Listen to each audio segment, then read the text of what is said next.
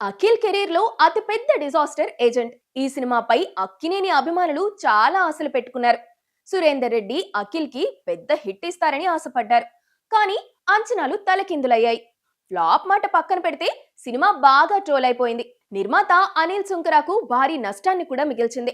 ఆయన కెరీర్ లో చాలా హిట్లు ఫ్లాప్లు చూశారు. కానీ ఏజెంట్ ఫ్లాప్ మాత్రం ఆయన్ని ఇంకా వెంటాడుతూనే ఉంది. అఖిల్ విషయంలో నేను చాలా రిగ్రెట్ ఫీల్ అవుతున్నాను. ఏజెంట్ తో మంచి హిట్ ఇద్దామనుకున్నా, కుదరలేదు. ముందు నుంచి సినిమాని ఏవో అవాంతరాలు వస్తూనే ఉన్నాయి. కోవిడ్ ప్రభావం కూడా ఈ సినిమాపై పడింది. అందరం కష్టపడ్డాం, కానీ అందరి కష్టం వృధా అయిపోయింది. ఈ ఫ్లాప్ కి ఒక్కరినే బాధ్యులు చేయడం లేదు, అందరూ నష్టపోయామని ఏజెంట్ నాటి రోజుల్ని గుర్తు చేసుకున్నారు అనిల్ సుంకర. ఏకే ఎంటర్టైన్మెంట్స్ లో వచ్చిన భోళా శంకర్ తోనూ అనిల్ బాగా నష్టపోయారు. అయితే ఈ సినిమాలో చిరంజీవి ఆయన్ని ఆదుకున్నారని చెప్పారు. సినిమా విడుదలైన తరువాత రిజల్ట్ తెలిసాక ఆయన్ని కలిశాను. అన్ని విషయాలు మర్చిపో, రిలాక్స్ అవ్వు అని అన్నారు. ఆయనకు పేమెంట్ ఇవ్వాల్సి కూడా ఉంది, కానీ ఆయన తీసుకోలేదు.